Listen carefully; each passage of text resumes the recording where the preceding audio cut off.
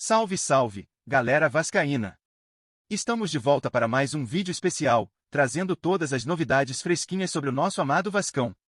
Antes de mergulharmos nas notícias, não se esqueçam de se inscrever no canal e fortalecer o time com aquele like, garantindo que vocês não percam nenhum detalhe emocionante do nosso clube. O Vasco da Gama iniciou sua campanha na Sul-Americana 2025 com grande otimismo, principalmente por ser sua primeira participação em uma competição internacional após 5 anos.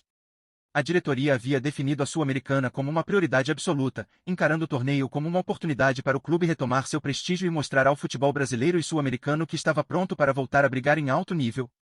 Esse planejamento gerou expectativas altas, especialmente na Colina Histórica, onde a torcida e os próprios jogadores acreditavam que o Vasco poderia fazer uma boa campanha e avançar de fase. No entanto, desde os primeiros jogos, o que se viu foi um time desorganizado, com dificuldades técnicas e táticas que foram se agravando com o passar das partidas, culminando na dura e vexatória derrota por 4-0 para o Independiente del Valle na altitude de Quito, resultado que praticamente deixa a equipe fora da competição. A expulsão precoce de Lucas Piton, ainda nos primeiros 11 minutos da partida, foi o momento que simbolizou o colapso do Vasco durante esse jogo. A exclusão do lateral esquerdo não só prejudicou o equilíbrio tático planejado por Fernando Diniz, mas também afetou psicologicamente toda a equipe, que perdeu a organização e a confiança para atuar com um jogador a menos em um campo extremamente difícil, sob forte pressão da altitude e do ambiente adversário. A partir desse momento, o time perdeu completamente o controle do jogo, abrindo espaço para o adversário dominar as ações e explorar as fragilidades da defesa vascaína.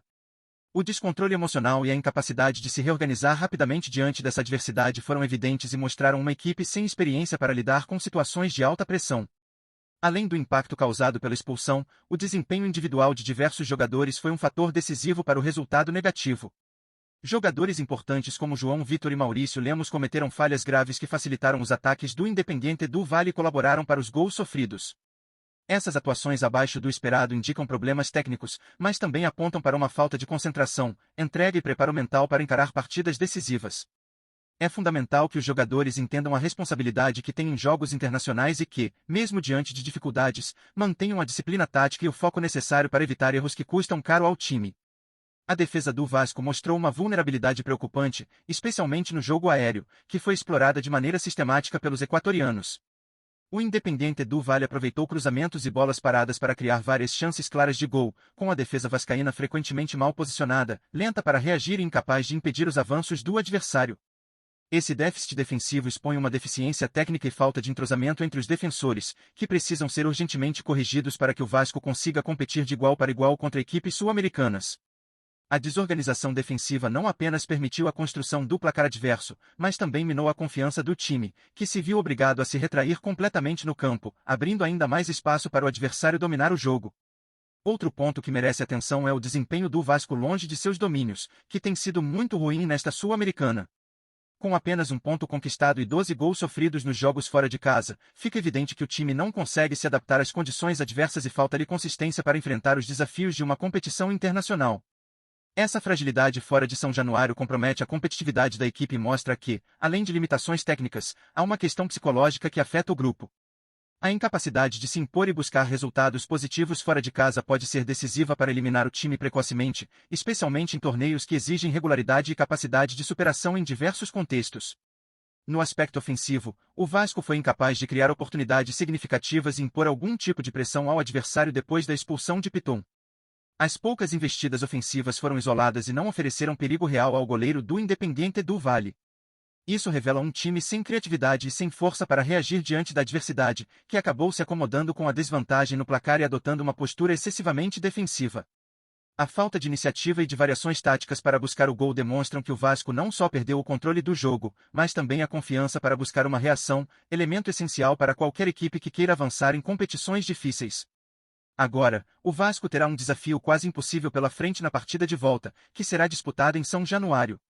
Nunca na história da Sul-Americana um time conseguiu reverter uma desvantagem tão ampla como essa em um jogo eliminatório, e o clube precisará ir muito além do que apresentou até aqui para evitar a eliminação precoce. A comissão técnica, os jogadores e a diretoria terão que trabalhar intensamente para recuperar o equilíbrio emocional, aprimorar a organização tática e garantir um desempenho muito superior na próxima partida. Caso contrário, a campanha na competição se encerrará de forma frustrante, deixando um sentimento de que era melhor nem ter disputado essa edição diante do que foi apresentado. O Vasco precisa aprender com esses erros para não repetir as mesmas falhas em futuras competições. Faça parte desse compromisso vascaíno.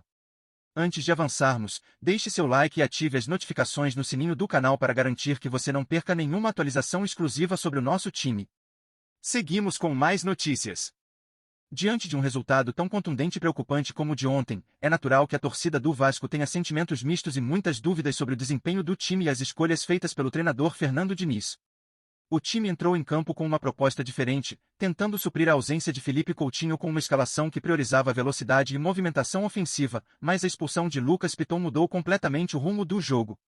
Gostaria de saber como a torcida avalia essa tentativa inicial de Diniz e se acredita que o time teve condições reais de impor seu jogo antes da expulsão ou se já havia sinais de fragilidade que poderiam antecipar um resultado negativo. Outro ponto importante para refletir é sobre as substituições feitas durante a partida, principalmente a troca de Nuno Moreira por Maurício Lemos no intervalo, que, segundo a análise, praticamente selou a falta de reação do time no segundo tempo. A torcida sente que essas alterações foram acertadas ou que deixaram a equipe ainda mais vulnerável?